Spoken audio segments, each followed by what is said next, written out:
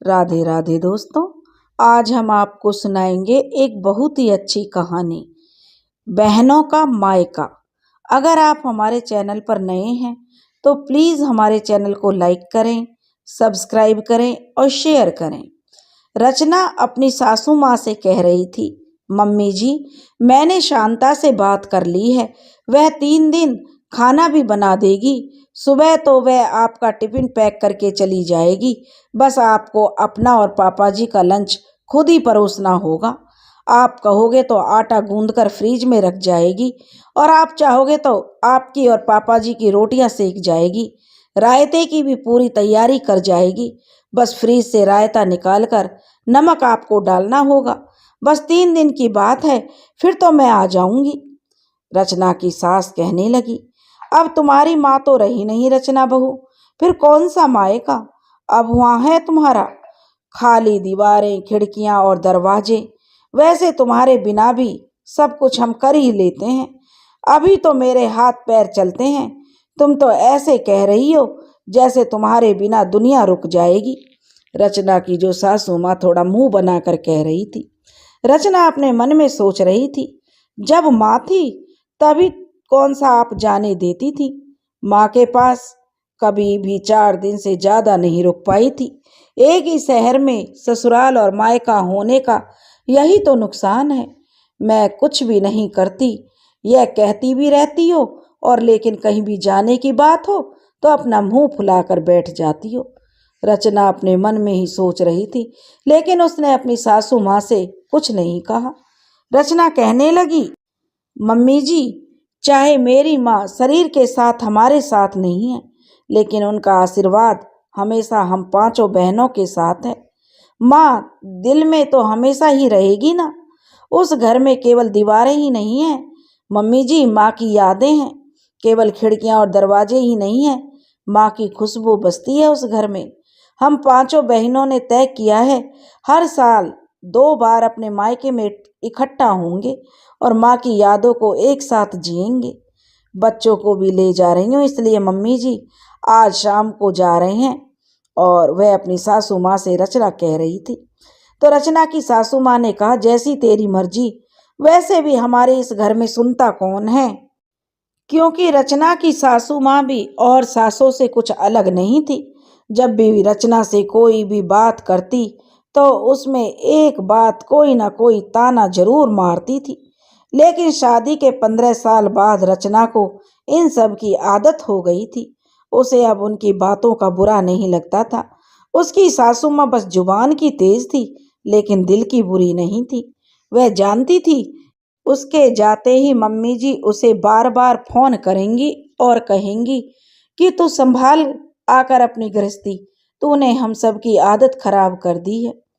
रचना 5 बहनों में सबसे बड़ी बहन थी, ससुराल की इकलौती बहू थी। रचना 5वीं कक्षा में पढ़ती थी, तभी एक सड़क दुर्घटना में अपने पापा को उसने खो दिया था। वह एक अदद बेटे की चाह में उसकी 30 साल की माँ एक के बाद एक बेटियों की माँ बनती गई। आजकल जिस उम्र में लड़कियां शादी कर रही हैं, उस उम्र में उसकी माँ 5 बेटियों के साथ विधवा हो गई थी। वो तो रचना के बाबूजी एक सरकारी कर्मचारी थे, इसलिए माँ की अनुकंपा के आधार पर सरकारी नौकरी लग गई थी। नहीं तो 5 बेटियों के साथ माँ या तो भीख मांगकर गुजारा करती या दूसरों के घरों में झाड़ू पोछा करती।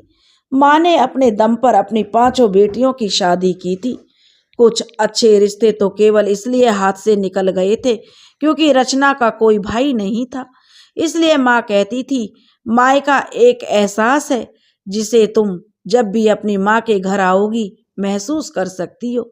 जहाँ माँ से जन्मे बच्चे हों वही मायका होता है। माँ ने अपने रिटायरमेंट के बाद एक छोटा सा घर बनाया था। माँ ने मरने से पहले 5 बहनों को बुलाकर कहा था, बेटा, जब मैं नहीं रहूंगी तब यह घर ही तुम्हारी माँ होगा, और जब भी मायके की याद आए तो यहाँ चली आना। 5 बहनें इस घर में कि जो एक एक चाबी अपने अपने पास रखना। रचना के पति अर्जुन, एक भाई और 2 बहनें थीं। अर्जुन की शादी से पहले ही उसकी दोनों बहनों की शादी हो गई थी। रचना 3 दिन के लिए इसलिए जा रही है क्योंकि बाद में उसकी बड़ी ननंद आ जाएगी। रचना के घर का काम खत्म किया और उसने सारा ग्रोसरी का सामान चेक किया। जो भी सामान कम था उसकी लिस्ट बना ली। उसने फोन पर सारा सामान स्टोर पर लिखवा दिया। शाम को उसके जाने से पहले ही सारा सामान आ जाएगा और वह सारा सामान किचन में अच्छी तरीके से व्यवस्थित करके जा सकेगी।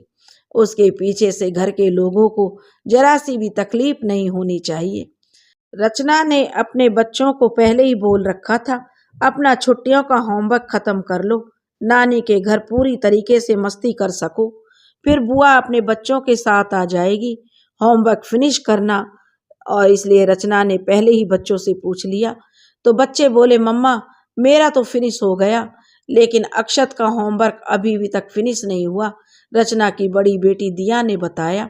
अक्षत बेटा, रचना कहने लगी, तुम भी अपना होमवर्क पूरा कर लो। कपड़े समेटती हुई रचना बोल रही थी। रचना अपने पति अर्जुन को 3 दिनों की ड्रेस अलमारी से बाहर निकाल कर रखकर जाने वाली थी, नहीं तो अपने कपड़े ढूंढते ढूंढते अर्जुन बहुत खींचेंगे और पूरा कमरा फैला कर रख देंगे। रचना को तब भी ही सब्जी वाले की आवाज सुनाई दी। वह सब्जी खरीदने दौड़ पड़ी। माँ के बाद वह पहली बार पूरी तरीके से चिंता मुक्त होकर अपने मायके जाना चाहती थी। वह वहां अपनी यादों में कोई व्यवधान नहीं चाहती थी। सब्जियां साफ करके उसने करीने से फ्रिज में रख दी थी। आज रचना एकदम फुर्ती से जो जो सारे काम निपटाती जा रही थी। शाम को अर्जुन जब ऑफिस से आए तो उन्हें चाय नाश्ता कराकर रचना अपने सास ससुर के पैर छूकर और दोनों बच्चों को लेकर मायके के लिए रवाना हो गई थी। अर्जुन उसे और बच्चों को छोड़कर आ गया था। रचना ने अपने पास की चाबी से माँ के घर का ताला खोला। सब चीज करीने से रखी हुई थी, बस थोड़ी धूल मिट्टी लग गई थी। रचना ने सारे घर की सफाई की और अपनी बहनों का इंतजार करने लगी। एक एक करके 5 बहनें आ गई थी और माँ की तस्वीर के सामने खड़े होकर 5 ने एक साथ कहा, माँ, हमारा मायका आज भी जिंदा है। 5 बहनें माँ की तस्वीर के आगे खड़ी थीं और एक दूसरे से कह रही थी, देखो दीदी, माँ के चेहरे पर कितना तेज है। तो रचना कहने लगी, हाँ पिंकी, माँ एक मजबूत और आत्मविश्वासी औरत थी। उन्होंने आज तक किसी के आगे हाथ नहीं फैलाया था। यह उनके आत्मविश्वास और सच्चाई और ईमानदारी की चमक है। रचना ने अपनी बहनों से कहा। तो उसकी बहन बोली, हाँ दीदी, मैंने एक बार नाना जी को कहते सुना था कि बेटा, तू जब विधवा हुई थी तभी तूने मुझसे 1 पैसे की मदद नहीं ली थी। जो भी खर्च हुआ था सब वापस लौटा दिया। मुझे अपने खुददारी बेटी पर गर्व है कि मेरी बेटी बड़ी खुददार है। तीसरी बहन सुमी ने कहा। तो रचना कहने लगी, माँ कितने बढ़िया आलू के पराठे बनाती थी। माँ के हाथों में तो जैसे जादू था। कितनी ही कोशिश की मैंने, लेकिन माँ जैसे पराठे नहीं बना पाती। जब माँ थी तब मेरे आने से पहले ही माँ पराठों की सारी तैयारियां कर लेती थी। फिर क्या गरम गरम मुलायम पराठे बनाती थी। मैं तो वहीं किचन की स्लैब पर रखकर पराठे खाती थी। माँ डांटती भी, यहाँ गर्मी में खड़ी होकर मत खा, बाहर कमरे में आराम से बैठकर खा ले। तब सबसे छोटी बहन मधु की आंखों में आंसू भर आए। वह अपने आंसू पोंछते हुए कहने लगी, मधु जो माँ की सबसे लाडली बेटी थी। मधु शायद 6 महीने की भी नहीं थी जब पापा हम सबको छोड़कर चले गए थे। हम चारों बहनों ने एक एक करके ससुराल जाने के बाद केवल मधु ही माँ के साथ रह गई थी। मधु और माँ दोनों ने घूम घूम कर इस जमीन को ढूंढा था और फाइनल किया था, जिस पर माँ ने मधु की शादी की और अपनी रिटायरमेंट के बाद यह एक छोटा सा घर बनाया था। मधु, आज तेरी रचना दीदी तुझे माँ जैसे आलू के पराठे बनाकर खिलाएगी। रचना ने अपनी छोटी बहन को गले से लगा लिया। सुमी कहने लगी, पहले दीदी कुछ चाय नाश्ता कर लें, फिर पराठे बनाते हैं। चाय की शौकीन चौथी बहन सीमा ने कहा, हाँ दीदी। चाय नाश्ते के बाद रचना ने आलू उबलने चढ़ा दिए। तभी सीमा ने किचन में घुसते हुए कहा, लाओ दीदी, आटा मैं गूंद देती हूँ। सीमा पराठे के लिए नरम आटा गूंदना रचना ने कहने लगी तो सीमा बोली, तभी बाकी की तीनों बहनें भी किचन के गेट पर आकर खड़ी हो गई थी और कहने लगी, दीदी हम भी कुछ मदद करें। तो वह कहने लगी, नहीं, एक तो किचन में दो लोग आराम से खड़े होकर काम कर सकते हैं, तुम आ गई हो तो किचन भरी भरी लगेगी, और दूसरा तुम लोग बच्चों को देखो, वैसे भी हम दोनों ही बना लेंगे, रचना ने कहा। रचना पराठे के लिए लहसुन छीलने लगी। सीमा आटा गूंद रही थी। लहसुन का एक एक छिलका छिलता उतरता जा रहा था और रचना के मन में माँ और उनके आलू के पराठों की याद फिर से ताजा हो गई थी। रचना तब स्कूल जाती थी और पापा भी उसके साथ थे। जिस दिन माँ टिफिन में आलू पराठा देती थी, उस दिन रचना के स्कूल में उसे भूखा ही रहना पड़ जाता था, क्योंकि माँ के हाथ में तो जैसे जादू था या उनका प्यार था, पता नहीं, कुछ तो था। रचना का टिफिन जैसे ही खुलता था, सारी फ्रेंड्स उस पर टूट पड़ते थे। जब माँ को घर पर आकर बताती तो माँ पहले तो खूब हंसती थी, उसके बाद गंभीर होकर कहती, अब से रोटी बना कर ही रखूंगी। तब रचना कहती, नहीं माँ, मुझे तो आपके हाथ के पराठे ही चाहिए। माँ के आलू के पराठों ने रचना के साथ साथ स्कूल से लेकर कॉलेज तक का सफर तय किया था। बाद में रचना माँ के घर के कामों में मदद करने लगी थी, क्योंकि माँ को भी ऑफिस जाना होता था, लेकिन ले जाने के लिए आलू के पराठे माँ से ही बनवाती थी।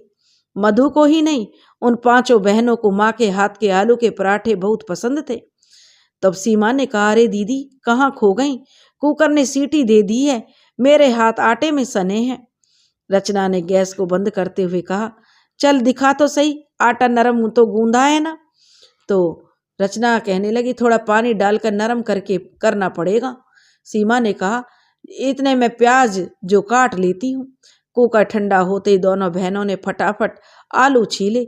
रचना ने माँ के जैसे ही आलू के जो फोड़े और उसमें कटे हुए प्याज, अदरक, लहसुन, नमक, मिर्च, सौंफ, अनारदाना, हरी मिर्च और हरा धनिया मिलाया। रचना ने खुद मसाला चखा और सीमा को भी चखाया। सीमा कहने लगी, वाह दीदी, मसाला तो बहुत हद तक माँ जैसा बनाती थी, वैसा ही है। सीमा ने अपनी उंगली को चाटते हुए रचना से कहा था। रचना ने कहा, बिल्कुल माँ जैसा तो नहीं बन सकता। पराठा बेल रही थी और कह रही थी, जा सीमा, रचना ने कहा, चटोरी मधु को बुला ला, सबसे पहले उसे ही पराठा खिलाती हूँ, बच्चों को तो मैं बाद में दूंगी। तवे पर पराठा डालती हुई रचना जो सीमा से कह रही थी। सीमा कहने लगी, मधु जब तक आई तब तक एक एक पराठा सिक गया था।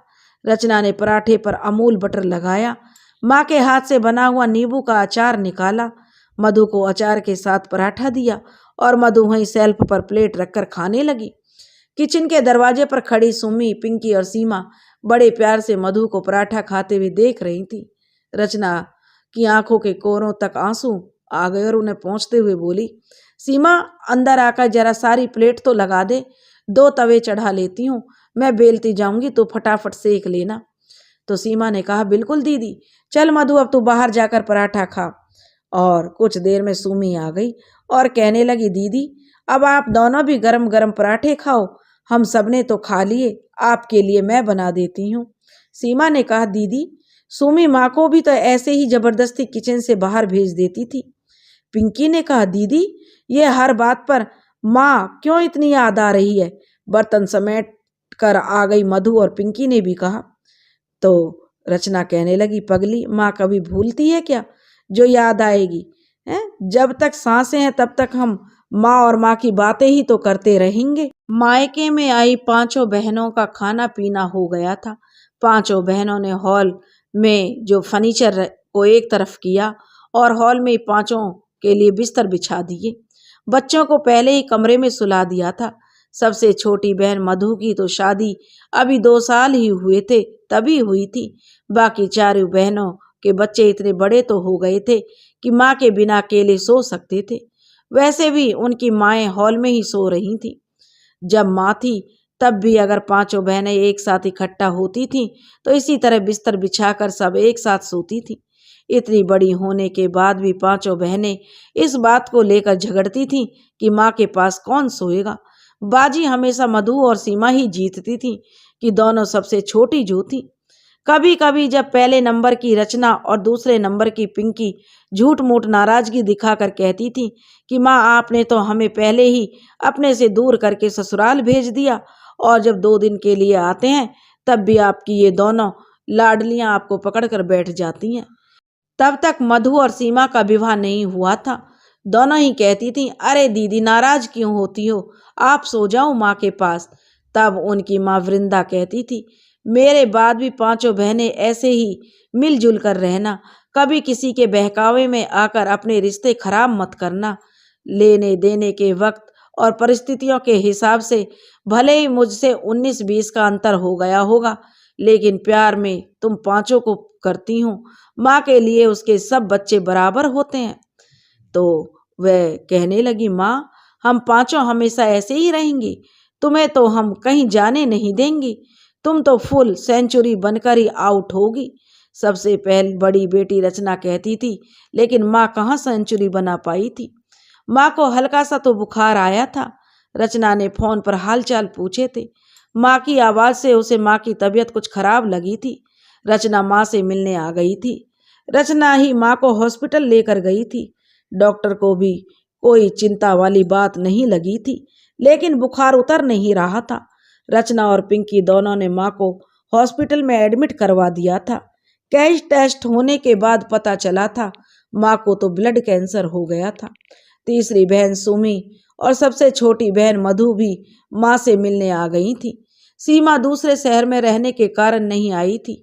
डॉक्टर माँ का ट्रीटमेंट शुरू करते उससे पहले ही माँ दूसरी दुनिया के सफर पर निकल गई थी। अगले दिन सीमा ने माँ को गहरी नींद में सोए हुए पाया। सीमा को आज भी इस बात का मलाल है कि वह अंतिम समय में माँ के साथ नहीं थी। मधु ने कहा, दीदी नींद नहीं आ रही है?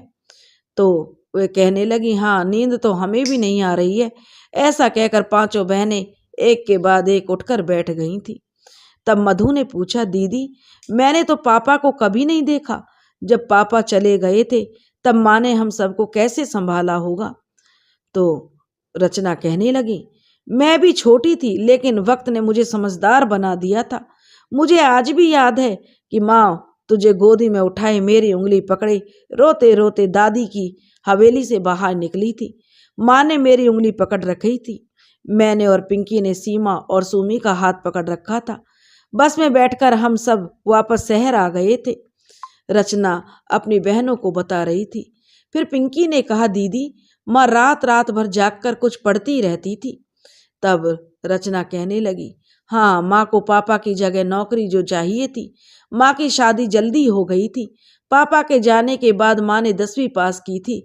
जिस साल पापा की मृत्यु हुई थी उसी साल माँ ना 10वीं पास की थी। बताते बताते सीमा रोने लगी।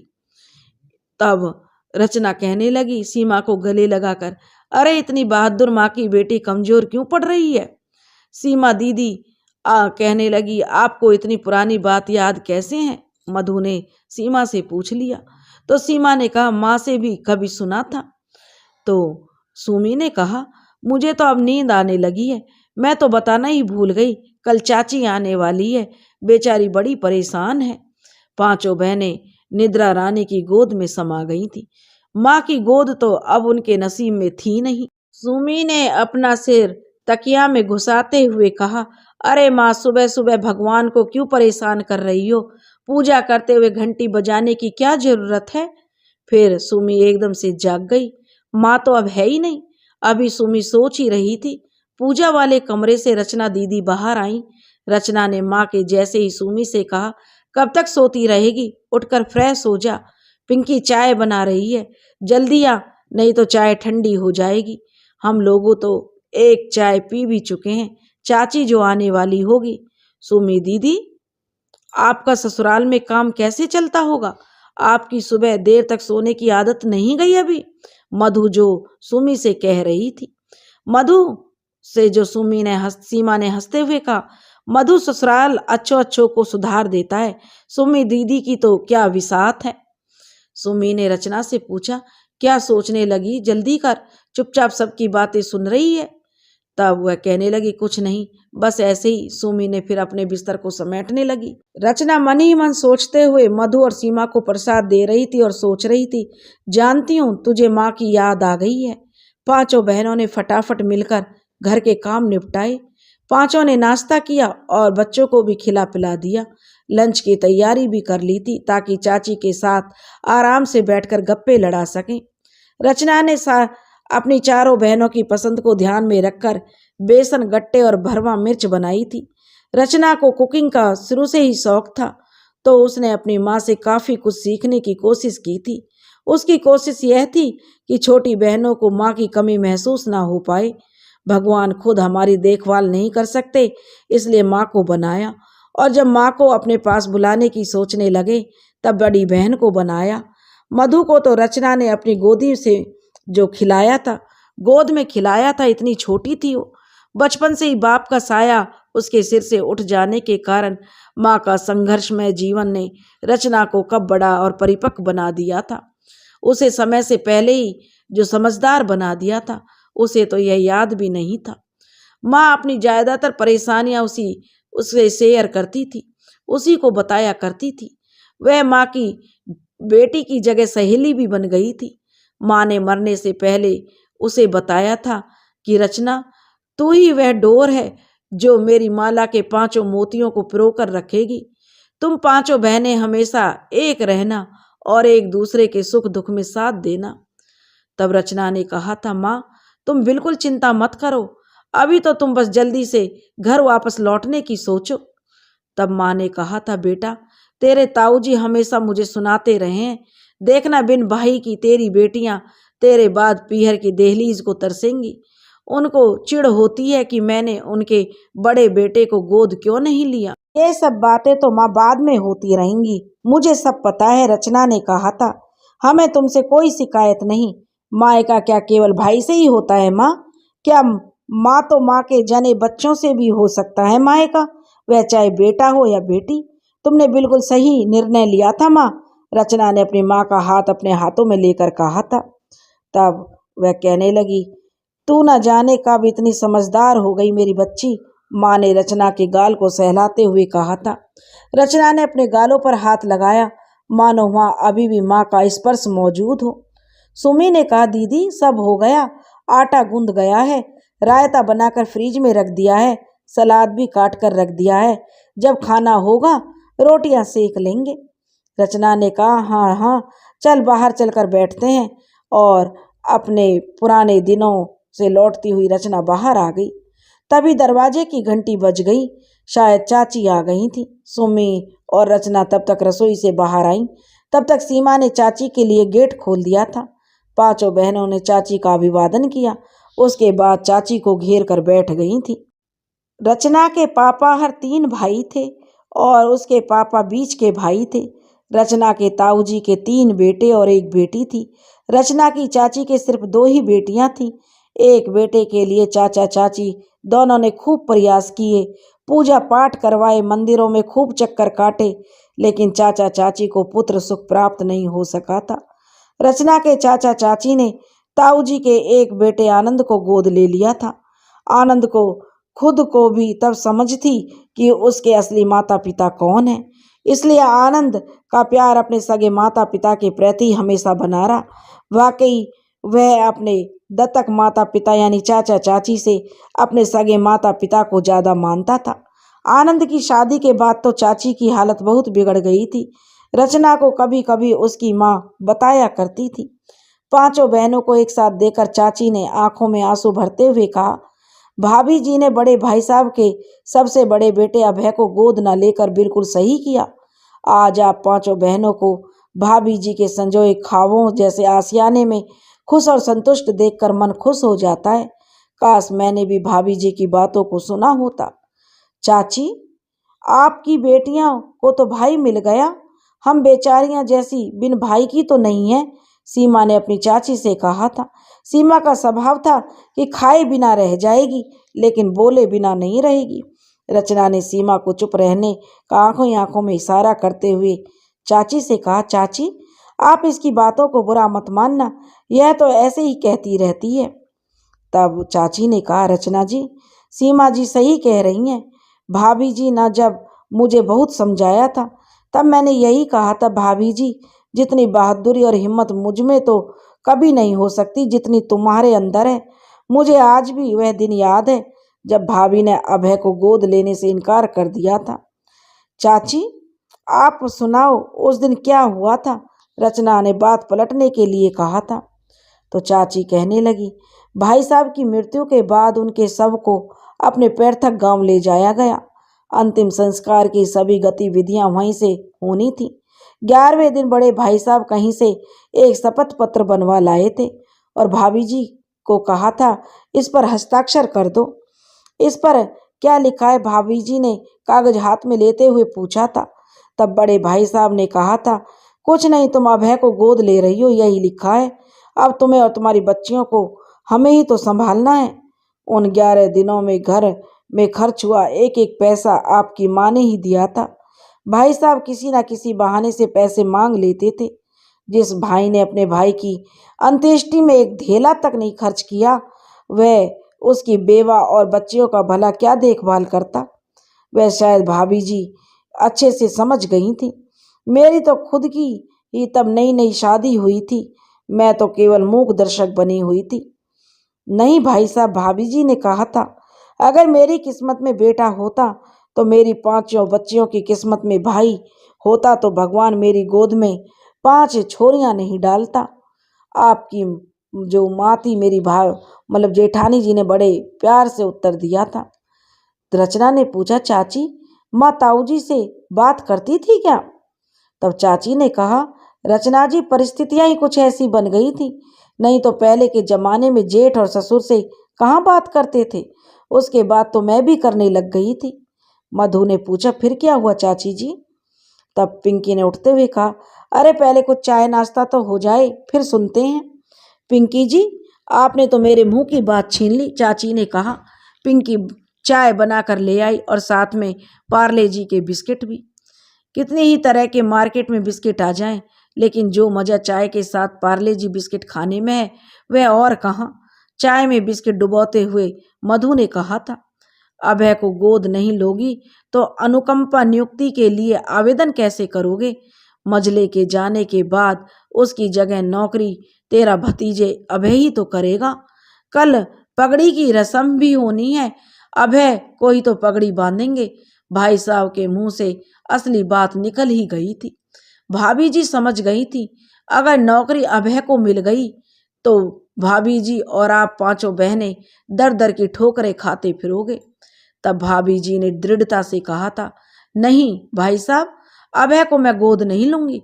रही अनुकंपा नियुक्ति की बात, तो उसके लिए मैं आवेदन स्वयं करूंगी। तब चाची जी माँ सुमी ने पूछा, माँ उस कठिन दौर में भी इतनी मजबूत बनी रही थी? तब पिंकी ने कहा, तेरी जैसी कमजोर थोड़ी थी मेरी माँ, जो हर बात में आंसू बहा दे। अपने कर्तव्यों को निभाना जानती थी, अधिकारों के लिए लड़ना भी जानती थी। देखो ना रचना दीदी, सुमी ने कहा। तो पिंकी ने कहा, अरे मेरी रुदाली, मैं तो मजाक कर रही थी। पिंकी की बात पर सब हंस पड़े और चाची कहने लगी, पगड़ी की रस्म का क्या है, वह तो तू ही पहन लेगी, भाई साहब ने भी व्यंग कर दिया था। तब भाभी जी ने कहा था, हाँ भाई साहब, अगर आपको कोई आपत्ति नहीं है तो वैसे भी उनकी बची हुई सारी जिम्मेदारियां मुझे ही उठानी है। भाभी जी ने भी बिना डरे हुए उनको जवाब दिया था। रचना जी, चाची कहने लगी, ऐसी बातें सुनकर औरत ही नहीं कोई पुरुष भी डर जाए।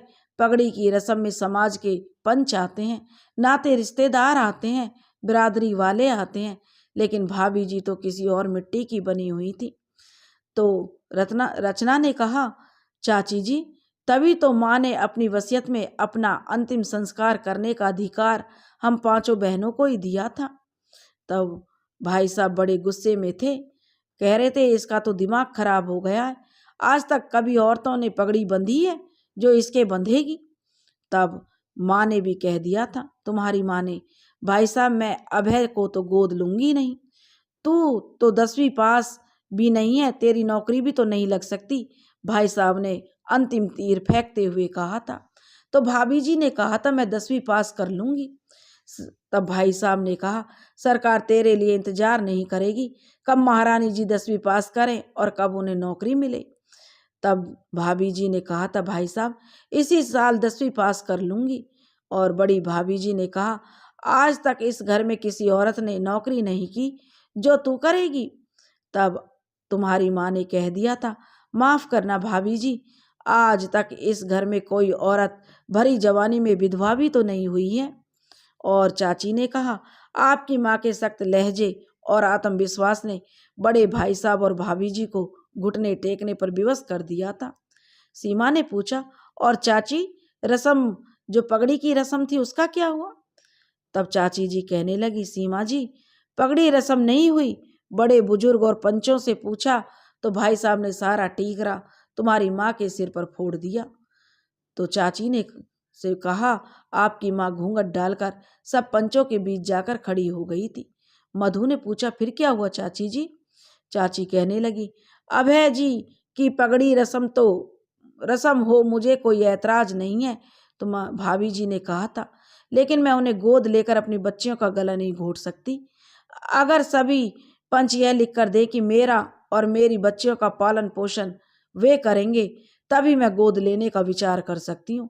भाभी जी ने सबसे हाथ जोड़कर पूछा था, पंचों की कहाँ इतनी हिम्मत कि 5-5 बच्चियों के भरण पोषण की जिम्मेदारी लेते। सब भाभी जी को कोसते हुए एक एक करके निकल गए थे। सीमा ने पूछा, चाची जी माँ ने पगड़ी बांधी क्यों नहीं? तब चाची जी बोली, पगली, माँ पहले ही इतनी क्रांति कर चुकी थी, इसलिए उन्हें पगड़ी नहीं बांधने का निश्चय किया। रचना ने भी कहा, तो वाकई में उस दिन मेरा दिल चाहा था। चाची जी कहने लगी कि भाभी जी को कह दूं कि मेरी झांसी की रानी तूने कमाल कर दिया, लेकिन समय की नजाकत देखकर मैं चुप रह गई थी। चाची ने कहा, सुमी जी आपकी माँ जैसी हिम्मत विरले ही लोगों में मिलती है। तब पिंकी ने कहा, बिल्कुल सही कह रही हो आप चाची जी, हम 5 बहनें तो माँ की चरणों की धूल भी नहीं है। रचना ने कहा, आज भी जब कभी सोचती हूँ तो माँ पर गर्व होता है कि हम उनकी बेटियां हैं। चाची जी कहने लगी, अरे रचना जी, आप बहनें भी अपनी माँ की जैसी हिम्मती हैं। आपकी माँ की हिम्मत आप लोग ही तो थे। भाभी जी आप 5 को अकेले घर पर छोड़कर नौकरी पर जाया करती थी, नहीं तो बेटियों की माँ की फिक्र को एक माँ ही समझ सकती है। हम कितनी भी बड़ी बड़ी बातें करें, लेकिन आज भी अकेले औरतों वाला घर देखकर जो सिंकची भी अपने आप को पहलवान से कम नहीं समझते। रचना जी, जब सुमी जी का अंतरजातीय विवाह हुआ था, तब आप और पिंकी जी ने हिम्मत के साथ भाभी जी के साथ खड़े थे। चाची ने कहने लगी तो पिंकी ने कहा, अरे चाची जी, जब मियाँ बीवी राजी तो क्या करेगा काजी। सुम्मी की खुशी में ही हम सबकी खुशी थी। तब चाची ने कहा, और भी कितनी घटनाएं हैं जब आप बहनों ने हिम्मत दिखाई। रचना जी, आपकी ननंद की ससुराल वाले जब उससे दहेज के लिए परेशान कर रहे थे, तब भी आपने ही उनको धमकाया था। आपने ही अपनी ननंद को हिम्मत दी थी। और जब नंद के ससुराल वालों ने देखा उनकी बहू अकेली नहीं है, तो उनके हौसले पस्त हो गए थे। तब रचना ने कहा, अरे चाची, वह तो बस नंदोई जी को अपने पति होने का फर्ज याद दिलाया था मैंने। तब चाची कहने लगी, भाभी जी के अंतिम संस्कार के समय क्या कम हंगामा हुआ था। अभय जी और अतुल जी और आनंद तीनों एक तरफ हो गए थे। आपके चाचा भी तो कुछ नहीं बोलते ही नहीं है, लेकिन आप 5 ने भी तो कह दिया था कि हमारी माँ थी। और हाँ चाची, मधु ने कहा, आनंद भैया तो नाराज होकर चले गए थे। सुमी ने कहा, कैसे कहकर गए थे, अगर लड़कियां मुखाग्नि दे सकती हैं तो कंधा भी लड़कियां ही दे। चाची ने कहा, वही तो आप चारों बहनों ने माँ को कंधा दिया था और रचना जी ने मुखाग्नि दी थी। तो चाची ने याद करते हुए कहा, और सीमा जी ने तो स्वर्ग तो बेटा मुखाग्नि दे तभी मिलता है कि जवाब में कुछ अच्छी सी बात भी कही थी। पता नहीं क्या कहा था, आत्मा ना नर है ना नारी है, जो बेटे जिंदा रहते माँ बाप का जीवन नरक बना दे, उनके हाथों से मुखाग्नि मिलने पर माँ बाप को स्वर्ग भला कैसे मिलेगा। हमारी माँ की अंतिम इच्छा तो हम बहनें पूरी करेंगे। सीमा ने चाची की बात को पूरी करते हुए कहा। तो चाची ने कहा, बहादुर माँ की बहादुर बेटियां हैं आप। रचना ने कहा, चाची बातें करते करते वक्त का पता ही नहीं चला, लंच कर लेते हैं, सब तैयारियां कर रखी हैं। मधु ने कहा, हाँ चाची, मुझे तो भूख भी लग रही है। चाची ने कहा, आप लोग बैठो, मैं रोटियां सेक देती हूँ। तब माँ नहीं है तो चाची के हाथ से ही गरम रोटी खा लो, वैसे भी हम औरतों को गरम रोटी कहाँ नसीब होती है। सुमी ने कहा, क्यों चाची, आनंद भैया की पत्नी आपकी बहू, क्या नाम है, बना कर नहीं खिलाती क्या आपको? तो चाची ने कहा, अरे स्नेहा नाम है उसका, उसकी तो बात ही मत करो बेटा, वह तो मुझसे सीधे मुंह बात ही नहीं करती, वह तो बड़ी भाभी जी के कहने में ही चलती है, उसके दिमाग के टावर को सिग्नल तो वहीं से मिलता है। आनंद को गोद लेना हमारी सबसे बड़ी गलती थी। आप बहनों की माँ के बाद भी मायका तो बना हुआ है। आज पांचों बहनें कितने इत्मीनान से अपनी माँ के बनाए घर में बैठी हो। भाभी जी की आत्मा आपको देखकर कितनी जो पुलकित हो रही होगी। चाची चाची जी, रचना ने कहा, यह सब बातें छोड़िए, मैं और पिंकी रोटी बना लेंगे, आप सब बैठकर खा लेना, बहू नहीं तो बेटियों के हाथ की खा लो। तो बहुत मनाने के बाद चाची मान गई। रचना और पिंकी ने सबके लिए फटाफट रोटियां सेकनी शुरू कर दी। सब लोग खा ही रहे थे, वे दोनों भी अपना अपना खाना लेकर आ गईं। रचना जी, और चाची ने जो अंतिम कोर तोड़ते हुए कहा था, अपनी चाची की तरफ से सबके लिए आइसक्रीम का ऑर्डर तो कीजिए, मेरे लिए चॉकलेट फ्लेवर में मंगाना। रचना ने कहा, बिल्कुल चाची, सुमी तू जरा सबसे पूछकर आइसक्रीम का ऑर्डर दे। खाने के बाद सबने आइसक्रीम का लुफ्त उठाया। सुमी जी, चाची ने कहा, मेरे लिए कैब बुक करवा दीजिए, अब मुझे चलना चाहिए। तो सुमी ने कहा, चाची जी, आपकी कैब 15 मिनट में आ जाएगी। आप पांचों बहनों को चाची ने कहा, आज ऐसे अपने मायके में देखकर मन बड़ा प्रसन्न हुआ है। आपने सही में साबित कर दिया कि माँ के बच्चों से हमेशा मायका बना रहता है। बच्चा चाहे बेटा हो या बेटी, आपके इस मायके में मेरे इस दुनिया से जाने के बाद भी अपनी दोनों चचेरी बहनों को भी जगह दे देना। चाची ने अपनी भरी हुई आंखों को पोंछते हुए कहा। तो रचना ने कहा, कैसी बातें करती हो चाची, हम 5 नहीं 7 बहनें हैं। सुमी ने कहा, चाची आपकी कैब आ गई है। तब चाची अपना बैग उठाकर रचना से बोली, चलती हूँ बेटी। और पांचों बहनें चाची को जाते हुए देखती रहीं। पांचों बहनों ने आंखों ही आंखों में एक दूसरे को देखा, मानो कह रही हो, हम पांचों बहनें अब दूसरों के लिए मिसाल हैं। सुमी, रचना दीदी अंदर घुसते हुए बोली, कल तेरी ट्रेन कितने बजे की है? पैकिंग कंप्लीट कर लेना, रास्ते के लिए पराठे सेक दूंगी। और कल पांचों बहनें मायके से वापस अपने अपने ससुराल जाने वाली हैं। बहनों का मायका बना हुआ है दोस्तों, क्योंकि मायका माँ से ही होता है। और ऐसा तो नहीं है कि माँ नहीं है तो हम मायका जाना भूल जाएंगे। माँ की यादें तो हमारे साथ में हैं और उन्हीं यादों को जीने के लिए बेटियां मायके आती हैं। अगर आपको हमारी कहानी पसंद आई हो तो प्लीज़ हमारे चैनल को लाइक करें, सब्सक्राइब करें और शेयर करें। राधे राधे।